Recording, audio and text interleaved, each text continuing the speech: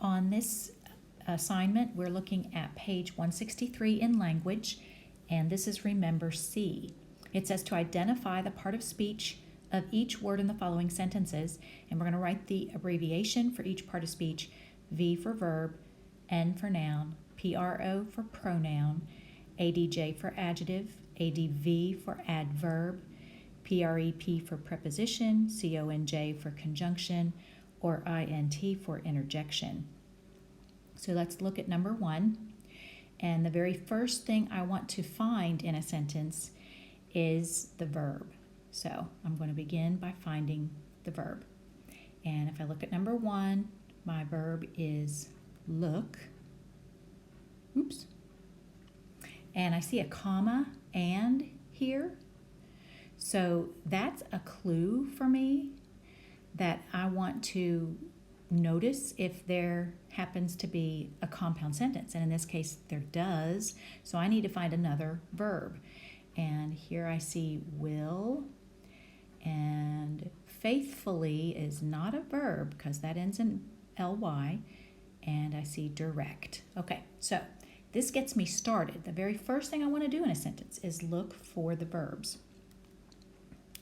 So here I'm going to write V for verb over look, V for verb over will, V for verb over direct. Now, in the first half of my sentence, who is supposed to look to the Lord for guidance? Well, it's talking to me. It's not direct address. It is an imperative sentence, so it has an understood you. Therefore, I don't have a subject to look for that portion of the sentence. That's one of my 2 sentences in my compound.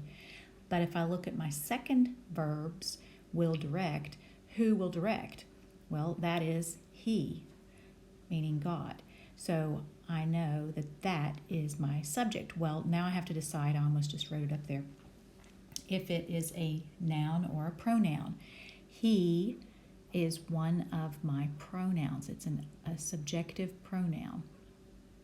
So I'm going to put PRO over he.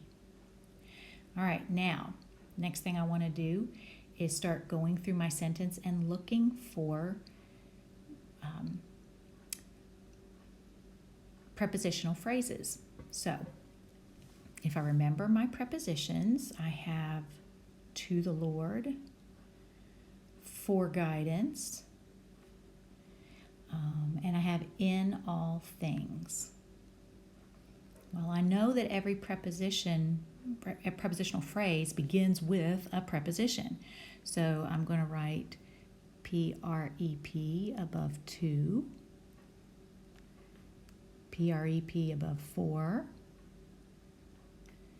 and PREP above in. Now, can I have any other prepositions in that sentence? No, because there are no other phrases. I also know that at the end of a prepositional phrase, it has to end with a noun or pronoun. So I know that all of the words at the ends of my phrases are either nouns or pronouns. So how about Lord? Well, that's a noun. Guidance, that's a noun. This is an idea. And then things, that's a noun. Okay. Next, I want to look for the words that are in between, and they're usually going to be my describing words. And in this case, if I start with my prepositional phrases, I know I have adjectives between my prepositions and my nouns. I'm not going to have adverbs because the adverbs would be used to describe the verbs. Now, I could have an adverb describing an adjective. I can evaluate that as I go. So if I go back to my prepositional phrases, the is an article, so I already know that one's an adjective. Thought I spaced that out enough when I was typing it, but I guess I didn't. For guidance just has 2 words in that prepositional phrase, so there's nothing else to put in there. Then I have in my last prepositional phrase all, and all is an adjective telling me how much. Okay, do I have any other adjectives in my sentence? Well, let's just go back to the beginning and start looking, and I've marked every word in that first sentence. of the compound. So I know I don't have any other adjectives there. How about in my second part of my compound? And is not an adjective. Faithfully ends in ly, so I'm automatically going to think that's an adverb, and the fact that it comes between my two verb words in my phrase, that's definitely an adverb. And then the only other word I have is the word you, so no other adjectives. All right, given that information, I can go back and fill in my other words. How about and? What is that? Hopefully you are already saying to yourself, that's a conjunction. Faithfully, we've already determined is an adverb. Let me put the A in front of there. Adverb. How about the word you? Well, that's a pronoun. And look, I'm done. All right.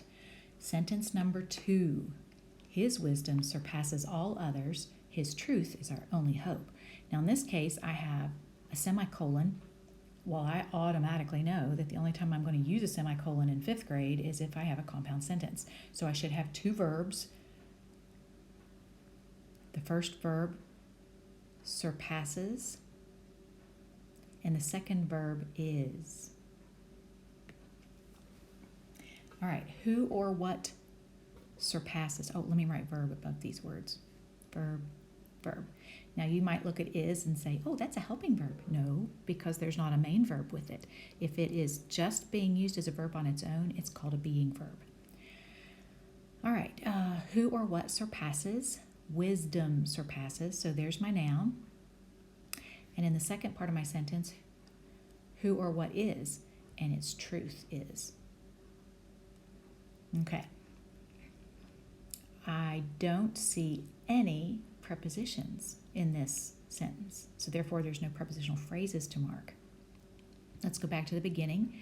The word his. Well, that's a pronoun, but because it's telling me whose wisdom, I know that it's answering an adjective question, so it gets ADJ.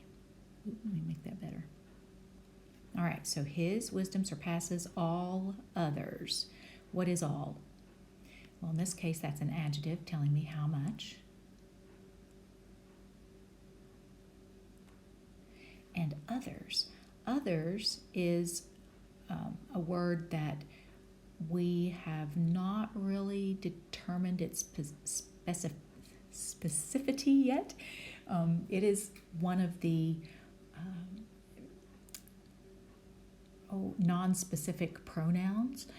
So we're going to name that a pronoun. We kind of glossed over that. It's not naming anything directly. And then his is an adjective because it's telling me whose truth. Our is an adjective because it's telling me whose hope. Only is an adjective telling me which one, which hope. So adjective gets twice. And then, forgot the period. Hope is a noun because that's an idea.